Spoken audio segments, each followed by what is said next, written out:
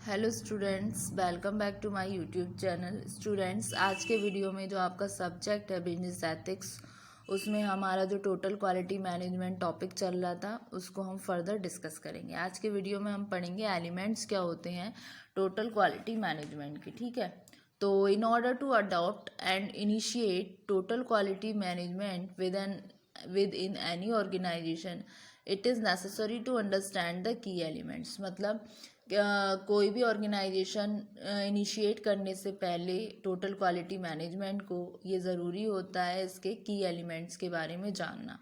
These elements which form the essential core of the TQM philosophy. ये element जो हैं ये एक तरीके से फॉर्म करते हैं एसेंशियल कोर को, TQM की फ़िलासफ़ी को।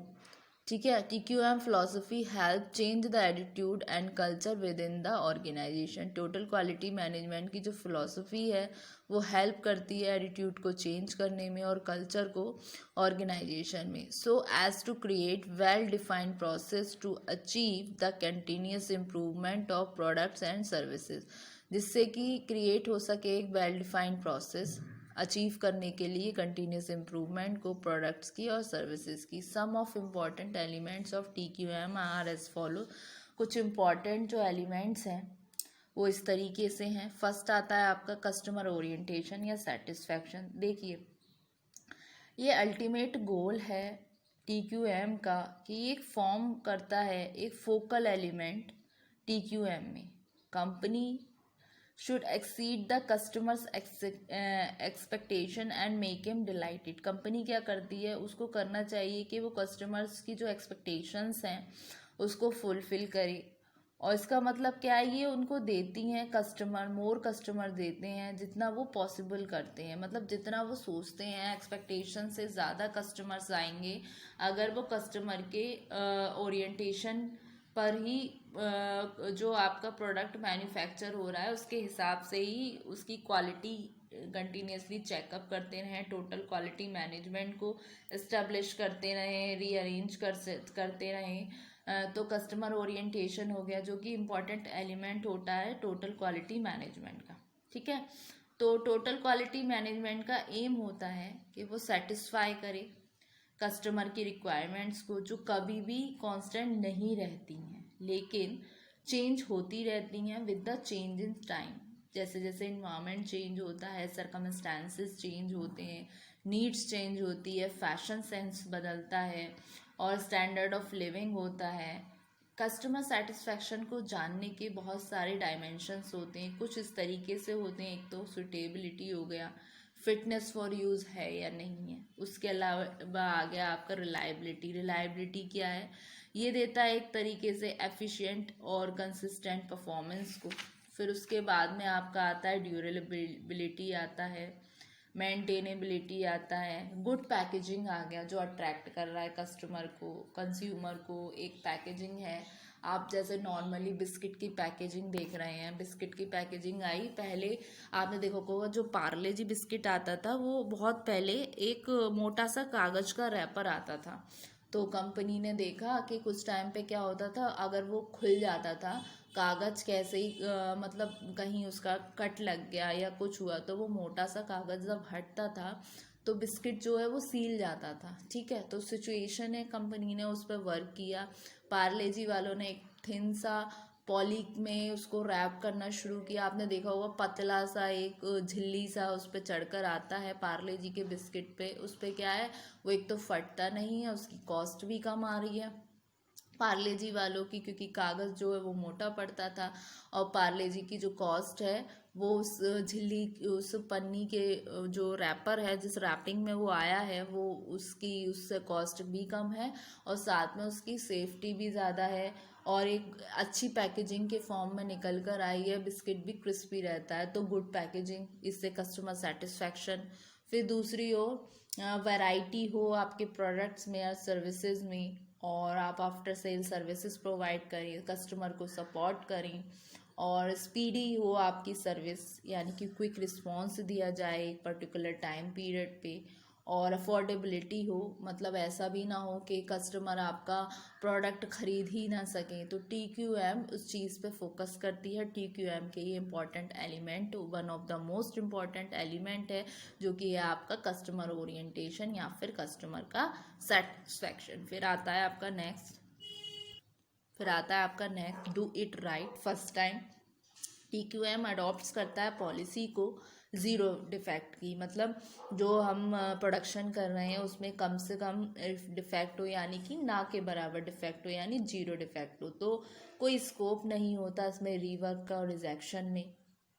तो राइट फर्स्ट टाइम और ज़ीरो फैक्ट जो है रिजल्ट होता है कि एम्फेसिस में ऑन प्रिवेंशन और diligent use of statistical process control. तो SQC जो स्टैटिकल क्वालिटी कंट्रोल है, डेटा ड्राइवन एलिमिनेशन करता है वेस्ट और एरर्स का। फिर आता है आपका कंटिन्यूस इम्प्रूवमेंट। कंटिन्यूस इम्प्रूवमेंट में क्या है, ऑर्गेनाइजेशन जो है वो कोप अप करती रहती है चेंजिंग रिक्वायरमेंट्स के साथ कस्टमर की।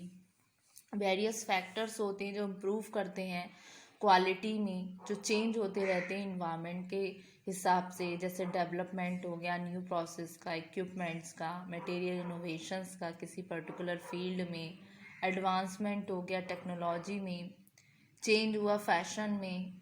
ठीक है, तो TQM इस तरीके से स्ट्राइव्स करता रहता है बेटर क्वालिटी के लिए, कॉस्ट रिडक्शन के लिए और कंपटीशन को फेस करने के लिए, survival for the organisation, survival of the organisation. फिर आता है आपका next, employee involvement. Employee involvement में क्या है, जितने भी पर्सन काम कर रहे हैं ऑर्गेनाइजेशन में, जिसमें इंक्लूड हो रहे हैं आपके मैनेजर्स हो गए, आपके वर्कर्स हो गए, उनको इन्वॉल्व होना चाहिए TQM के ऑपरेशन में, जो सर्व करता है एक तरीके से पर्पसफुली।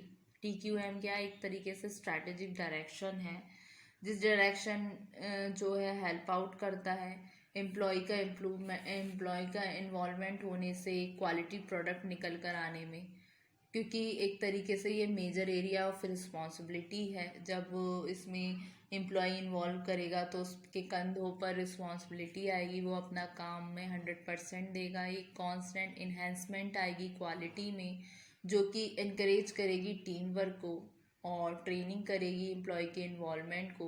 तो इस तरीके से सजेशन भी निकल कर आएंगे, क्वालिटी सर्कल है वो भी आएगा, तो उसके थ्रू क्या है, एक हमारा एक क्वालिटी प्रोडक्ट निकल कर आएगा, जो कि एलिमेंट का हिस्सा है आपका एम्प्लॉय इन्वॉल्वमेंट। फिर आता है empowering the staff. Empowering the staff क्या है, एक तरीके से ये असिस्ट करता है अकम्प्लिश करने में optimal business results through team work.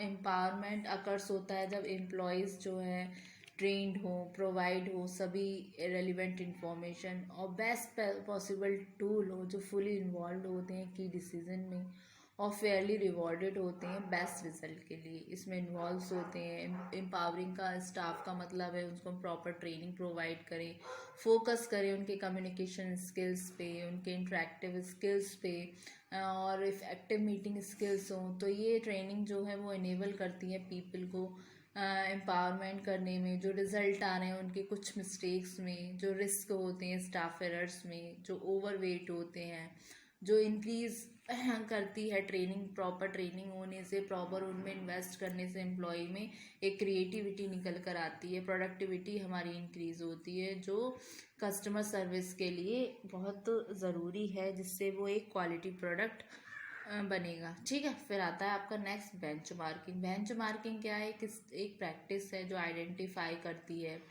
Study करती है, बिल्ड करती है प्रैक्टिसेस को इंडस्ट्री में और वर्ल्ड में, जिसमें डायनेमिक कंपनीज जो हैं कॉन्स्टेंटली मॉनिटर करती हैं इंफॉर्मेशन को एक्सटर्नल इन्वायरमेंट से और कंपेयर करती हैं प्रोसेस को, प्रोडक्ट को और सर्विस को with the best industry practices. ये कंपनीज करती हैं एस्टेब्लिश करने में क्वालिटी टारगेट्स को, जो इन्हेंस करती है कंपनी की स्ट्रेंथ को ऑर्गेनाइजेशन की। ठीक है, स्ट्रेंथ ऑफ द ऑर्गेनाइजेशन। फिर आता है आपका फीडबैक मैकेनिज्म। ये क्या है, कस्टमर फीडबैक और एम्प्लॉय का फीडबैक जो है मैकेनिज्म का एक एसेंशियल रिक्वायरमेंट्स होती है क्रिएट करने के लिए, जो हमारा फर्स्ट है एलिमेंट था कस्टमर ओरिएंटेशन। ठीक है, तो ये फीडबैक मैकेनिज्म प्रोवाइड करती हैं एक एक्यूरेट इवैल्यूएशन, ठीक है ना।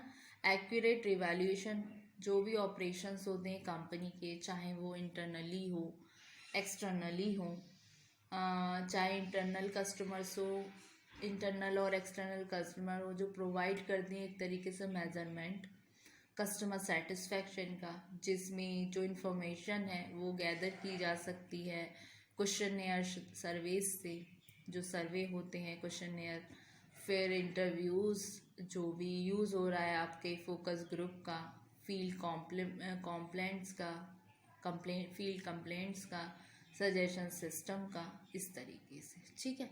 तो ये होती है आपकी फीडबैक मैकेनिज्म। और ये था आपका एलिमेंट्स क्या होते हैं TQM के। तो अडॉप्ट करने के लिए कोई भी इनिशिएट करने के टोटल क्वालिटी मैनेजमेंट किसी भी ऑर्गेनाइजेशन को ज़रूरी है इन एलिमेंट्स के बारे में एक सही जानकारी होना।